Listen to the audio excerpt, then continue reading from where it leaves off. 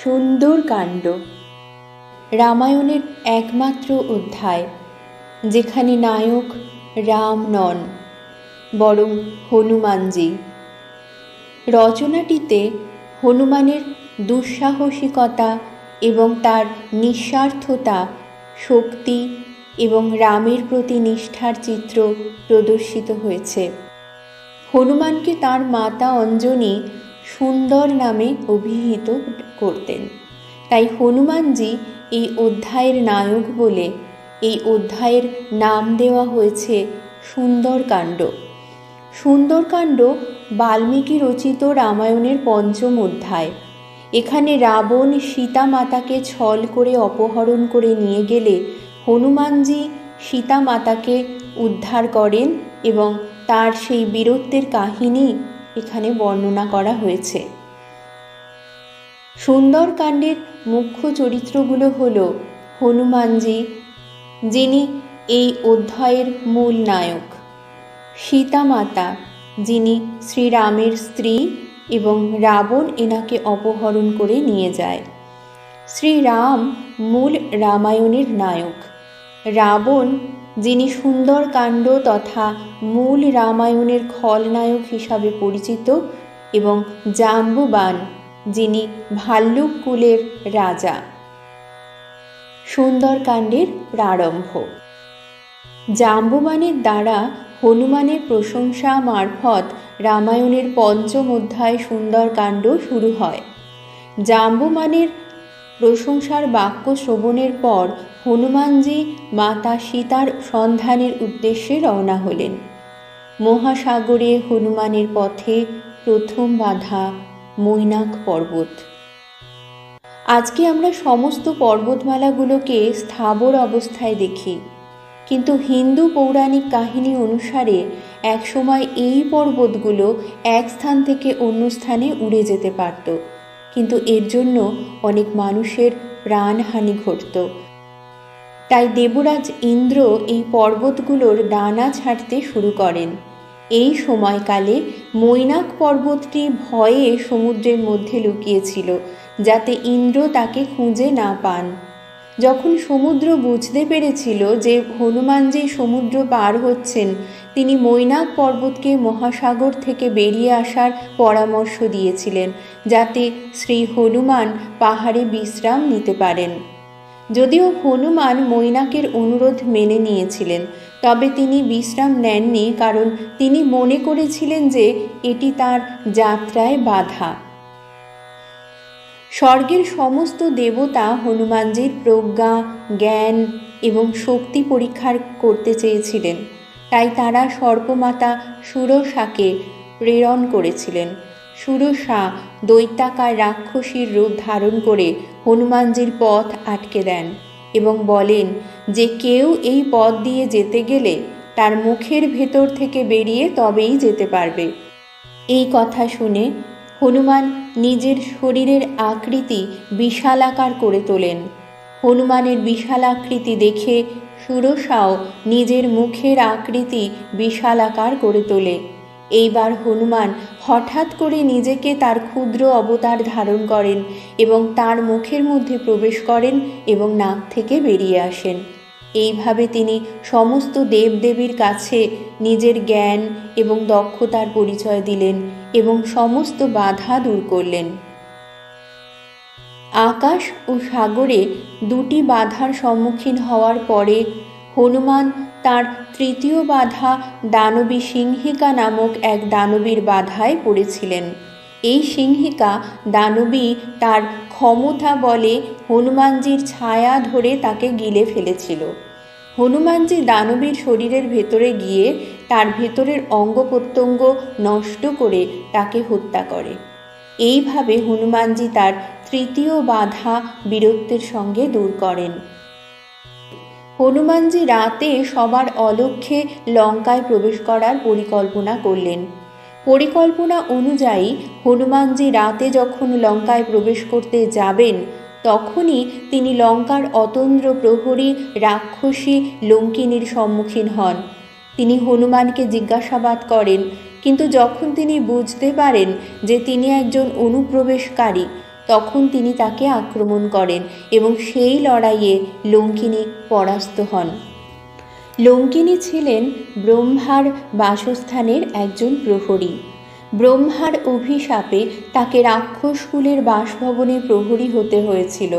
ব্রহ্মা তাকে বলেছিলেন যে সে তখনই অভিশাপ থেকে মুক্তি পাবেন যখন কোনো বানর তাকে যুদ্ধে পরাজিত করবে এবং এভাবেই তার অভিশাপের অবসান ঘটবে। কিছুক্ষণ পরে তিনি বুঝতে পারলেন যে এই বানরটি কোনো সাধারণ বানর নয়। তিনি ব্রহ্মার অনুগ্রহের কথা স্মরণ করেন। তৎক্ষণাৎ লঙ্কিনী হনুমানের কাছে ক্ষমা চেয়ে নেন এবং তিনি বুঝতে পারেন যে ব্রহ্মার ভবিষ্যৎবাণী সত্য হতে চলেছে। হনুমানজি তখন সীতার সন্ধানে লঙ্কার রাজপ্রাসাদের আশেপাশে ঘুরে বেড়াচ্ছেন। তখনই তার বিভীষণের সাথে সাক্ষাৎ হয়। বিভীষণ তাকে সীতার গোপন অবস্থান সম্পর্কে ওয়াকিবহাল করেন। প্রসঙ্গত উল্লেখ্য, বিভীষণ রাক্ষসরাজ রাবণের ভ্রাতা হলেও তিনি কোনোভাবেই রাবণ দ্বারা সীতার অপহরণ মেনে নিতে পারেননি। তিনি রাবণকে অনুরোধ করেন যে সীতাকে মুক্তি দিয়ে রামের কাছে ফেরত পাঠাতে, কিন্তু তাতে রাজি না হওয়ায় তিনি রাবণের এই অধর্ম মেনে নিতে পারেননি। তাই তিনি রাবণের পক্ষ ছেড়ে রামের পক্ষে চলে যান। তিনি অশোক বনের দিকে রওনা হলে সেখানে দেখেন যে রাবণ সীতাকে বিবাহের জন্য হুমকি দিচ্ছেন। হনুমানজি সীতামাতাকে বিভীষণের পরামর্শ মতো অশোক বনে খুঁজতে এলে দেখতে পান সীতামাতা অনেক রাক্ষসী দ্বারা পরিবেষ্টিত ছিলেন। একই সাথে রাবণ অশোক বনে প্রবেশ করে সীতামাতাকে ভয় দেখানোর চেষ্টা করলেন এবং রাবণ সীতাকে তাঁর সাথে বিয়ে করার দাবি করেছিলেন, কিন্তু সীতামাতা তা প্রত্যাখ্যান করেছিলেন। রাবণ রাগান্বিত হয়ে তাকে হত্যা করার জন্য সীতার দিকে এগিয়ে গেলে তার স্ত্রী তাকে তা করতে বাধা দেন। এই সময়ে ত্রিজাতা নামে এক অসুরী ছিলেন, যিনি সীতামাতার প্রতি সহানুভূতিশীল ছিলেন, সীতামাতাকে অভয় এবং উৎসাহ প্রদান করেছিলেন। হনুমানজি শ্রীরামের একজন বার্তাবাহক হিসাবে সীতামাতার সামনে উপস্থিত হলেন এবং প্রভু শ্রীরামের আংটি সীতামাতার সামনে উপস্থাপন করলেন। মাতা সীতা হনুমানকে জিজ্ঞাসা করলেন যে তার স্বামী রামজি এবং রামজির ভ্রাতা লক্ষ্মণজি কেমন আছেন। হনুমানজি তাকে উত্তর করলেন যে দুজনেই শারীরিকভাবে সুস্থ আছেন, কিন্তু তাদের মনে প্রচুর দুঃখ রয়েছে। হনুমানজি তাকে শ্রী রামের বার্তা দিলেন, ও হে সীতা, তোমার চলে যাওয়া আমাকে খুব অসুখী করেছে। সব কিছু এতটাই অকেজো বলে মনে হচ্ছে যেন গাছে নতুন পাতা আগুনের মতো দেখায় এবং রাতগুলি গাঢ় অন্ধকার মনে হয়। রাতের চাঁদ দেখতে কেবল একটি ছোট তারা। বৃষ্টি ঠান্ডা জলের পরিবর্তে তেলের মতো অনুভব করায়। বাতাস গরম এবং বিষাক্ত বোধ হয়। যে জিনিসগুলি তখন প্রচুর আনন্দ প্রদান করত, সেগুলি এখন প্রচুর ব্যথা দেয়। আমার দুঃখ ভাগ করে নেওয়ার মতো কেউ আর নেই। আমাদের তোমার প্রতি ভালোবাসার গভীরতা কেউ জানে না, কেবল আমার মন তা জানে এবং সেই মনটি তোমার সাথেই রয়েছে। সীতামাতা সংশয় প্রকাশ করলেন। রাবণের মতো এক শক্তিশালী রাক্ষসের সঙ্গে সামান্য এক বানর কিভাবে লড়াই করতে পারে? হনুমানজিও তার সন্দেহ দূর করতে তার সত্যিকারের বৃহৎ এবং শক্তিশালী রূপ ধারণ করেন। হনুমানজি সীতার কাছ থেকে অনুমতি নিয়ে গাছ থেকে ফল খেতে শুরু করলেন। সমস্ত ফুল ভেঙে গাছ উপড়ে ফেলে এমনকি রাবণের কয়েকজন সৈন্যকে হত্যা করে তিনি সেখানে ত্রাস সৃষ্টি করলেন। খবরটি খুব তাড়াতাড়ি রাবণের কাছে পৌঁছে যায়। রাবণ তার সৈন্যবাহিনী প্রেরণ করে হনুমানজিকে নিয়ন্ত্রণ করার সর্বাত্মক চেষ্টা করেছিলেন। প্রাথমিক সমস্ত প্রচেষ্টা ব্যর্থ হলে রাবণ অত্যন্ত বিরক্ত হয়ে তার পুত্র মেঘনাদকে হনুমানজিকে আটক করে আনতে পাঠায়। তাকে আটক করে বাঁধতে মেঘনাদ হনুমানজির বিরুদ্ধে ব্রহ্মাস্ত্র এবং নাগপাশ অস্ত্র ব্যবহার করতে বাধ্য হন। মেঘনাদ হনুমানকে আটক করে রাবণের দরবারে নিয়ে যান। হনুমানজি রাবণের দরবারে রাবণকে বলেছিলেন যে তিনি ভগবান শ্রীরামের একজন বার্তাবাহক, যার স্ত্রী প্রতারণার শিকার হয়ে আপনার কাছে আটক। হনুমানজি রাবণকে অত্যন্ত ধার্মিক পরিবার থেকে আসার কারণে সীতা মাতাকে সসম্মানে ছেড়ে দিতে বলেছিলেন। শ্রীরাম তাকে ক্ষমা করবেন, কারণ তিনি করুণার সাগর এবং কখনো তার ভক্ত বা যারা তার আশ্রয় নেন তিনি তাদের কখনো অস্বীকার করেন না। তিনি তাকে আরও বলেছিলেন যে তিনি শ্রী রামের বিরুদ্ধে গেলে শিব, বিষ্ণু ও ব্রহ্মা তাকে সাহায্য করবেন না। তিনি তাকে নিজের অহং ত্যাগ করতে বলেছিলেন এবং ভক্তি, জ্ঞান, বৈরাগ্য সম্পর্কে প্রচুর উদাহরণ দিয়েছিলেন, যা রাবণ এক গর্বিত সুরে উত্তর দিয়েছিল যে সে একজন জ্ঞানী বানরকে আটক করেছে। হনুমানের এই কথা শুনে রাবণ হনুমানের লেজ আগুনে পুড়িয়ে দিতে আদেশ করেন। হনুমানজির লঙ্কা দহন। রাবণ হনুমানজিকে উচিত শিক্ষা দেওয়ার জন্য তার লেজ পুড়িয়ে দেওয়ার নির্দেশ দেন। হনুমানজিও তার শরীরের আকার বাড়িয়ে নেন। কথিত আছে যে লেজ পুড়িয়ে ফেলার জন্য প্রচুর কাপড় ও তেল দরকার ছিল। অবশেষে যখন হনুমানের লেজ জ্বালিয়ে দেওয়া হয়েছিল তখন সে তার আকার হ্রাস করে লেজ দিয়ে পুরো লঙ্কা নগরীতে আগুন ধরিয়ে দেন। এভাবেই রামায়ণের সুন্দর কাণ্ডে লঙ্কা পুড়িয়ে দেওয়া হয়েছিল। হনুমানজি সীতামাতার সাথে সাক্ষাৎ এবং আবার কিষ্কিন্ধার দিকে ফিরে যাওয়া। হনুমানজি সীতার সাথে সাক্ষাৎ করেন এবং তার কাছে গিয়ে প্রভু শ্রীরামের দিকে ফিরে যেতে অনুমতি চান। সীতা তার একটি হাতের চুড়ি বের করে হনুমানজিকে রামের জন্য দিয়েছিলেন। এরপরে তিনি হনুমানজিকে শ্রীরামের উদ্দেশ্যে এই বার্তা দিলেন যে তিনি যাতে তাকে আশীর্বাদ করেন এবং তাদের সমস্ত বাধা অপসারণ করে তিনি 1 মাসের মধ্যে তাকে যদি উদ্ধার না করেন তবে তিনি কখনোই তাকে হয়তো আর দেখতে পাবেন না। হনুমানজি কিষ্কিন্ধা ফিরে গেলে শ্রীরাম হনুমানকে প্রথমে আলিঙ্গন করলেন এবং তারপরে তাকে সীতার প্রসঙ্গে জিজ্ঞাসা করলেন। হনুমানজি সীতামাতা এবং তার বার্তার একটি বিশদ বিবরণ প্রভু রামের কাছে পেশ করেন। তিনি রামকে আক্ষেপ করে বলেছিলেন যে তিনি যখন 3 জগতের প্রভু তখন কেন তিনি তার স্ত্রীকে উদ্ধার করতে এত দেরি করছেন। তার কথা শুনে রামের চোখে জল এসে যায় এবং তিনি হনুমানকে বলেন যে সীতা তার মন ও আত্মা এবং তার স্বপ্নেও কেউ কোনো ক্ষতি করতে পারবে না।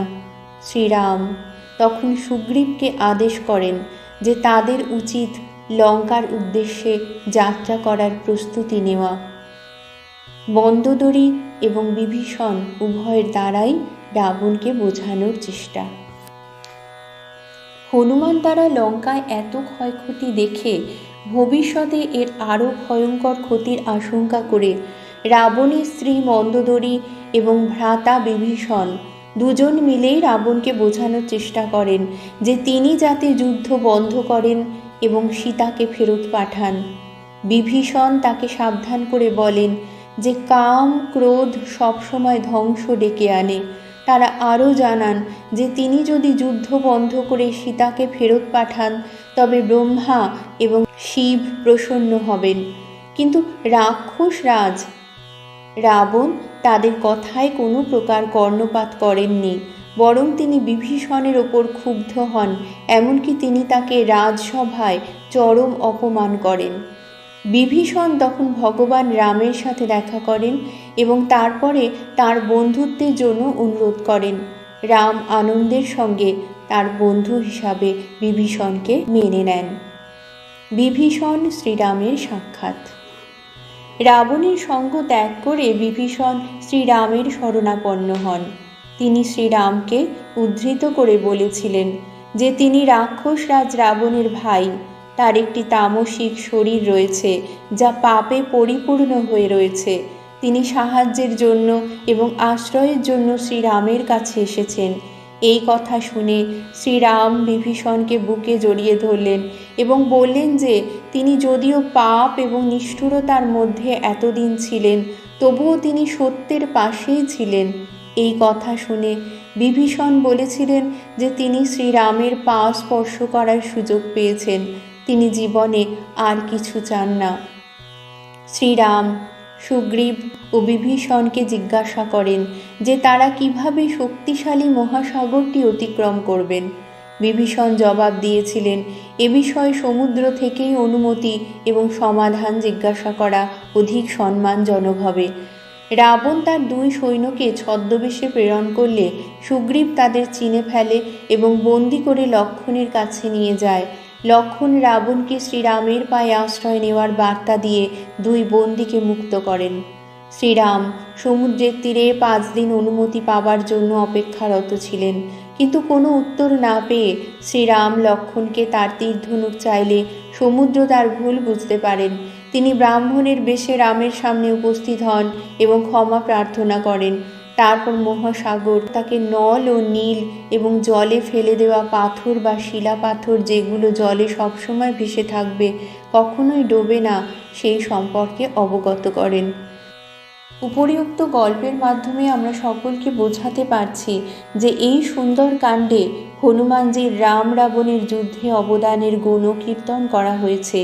এই বিশেষ কাণ্ড হনুমানজির জন্য উৎসর্গীকৃত।